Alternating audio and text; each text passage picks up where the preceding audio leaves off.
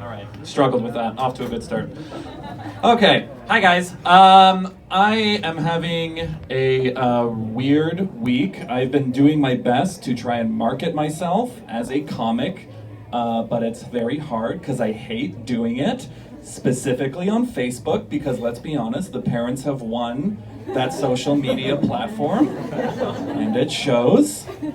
I would really just like to let all the parents know in the audience that your likes have consequences to your actions, okay? I'm operating at a bit of an informational stalemate with my parents because the stuff that they like on Facebook is so embarrassing. I can't bring up myself to say that other people can see what they're liking. So when it comes to the stuff that my parents like on Facebook, I can't make any definitive conclusions about who my parents are as people, but I can make some pretty educated assumptions about them. For example, I can't make the definitive conclusion that my dad is super sexually attracted to Asian women. But based on the amount of photos that he's liked on Facebook of Korean lingerie models, I can make a pretty educated assumption that he probably does. Federal elections coming up. That's a big topic. Race is always a big topic during the federal election. My friends always like to talk to me and say it's always so hard in this political climate to figure out who the racists are, because racism is becoming progressively more subtle. Not in the States, here. Not in the States, here. So I tell them, it's just I have a 100% foolproof way to find out if a person is racist or not, okay? And that is to play charades. Everyone likes to claim that they're an ally until they have to non-verbally pantomime Jackie Chan to a group of people. You see a guy, his bead of sweat starts pouring down his forehead. He's like, okay, I can do this the societally acceptable way.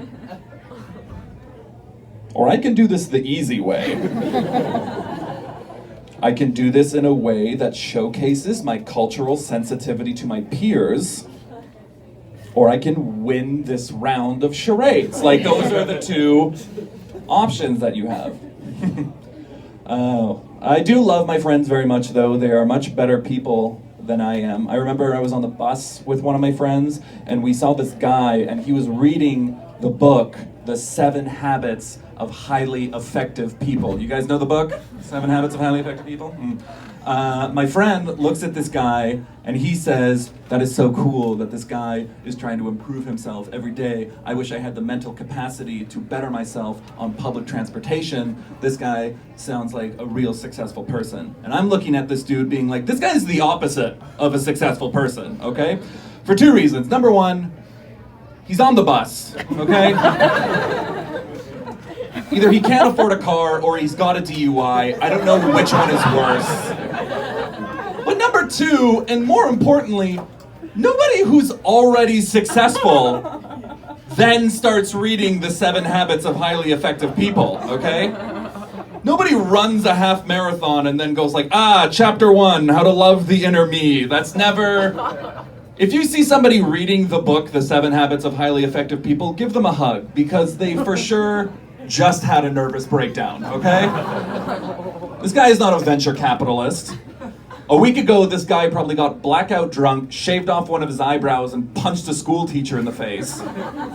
Then woke up the next morning just being like, oh, shit. Now I have to go to Chapters. Buy this book. I need to improve myself. I think the reason that I see the worst in people, though, is because I myself am getting worse.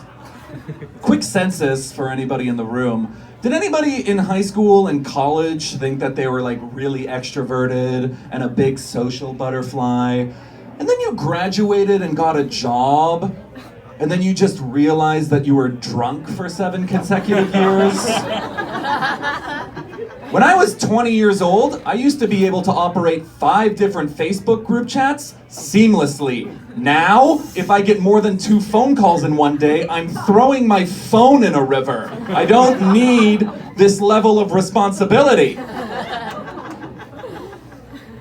I think the most part of my social interactions that I get is with my girlfriend, who I love very much. We went to her younger brother's wedding recently, so her family is playing this fun game called When Are You Going to Marry My Relative, You Asshole? It's mostly the older generation, to be honest, because for the older generation, they think that marriage is the best way to show that you can make a commitment to someone, that you love someone. And I think with younger generations, we don't think that's necessarily true, right? Not all the time, at least, right? You can show how much you love somebody without it being institutionalized at all. For example, I did one of those acts on the day of the wedding, because on the day of the wedding, I volunteered to take part in a flash mob that her mother organized.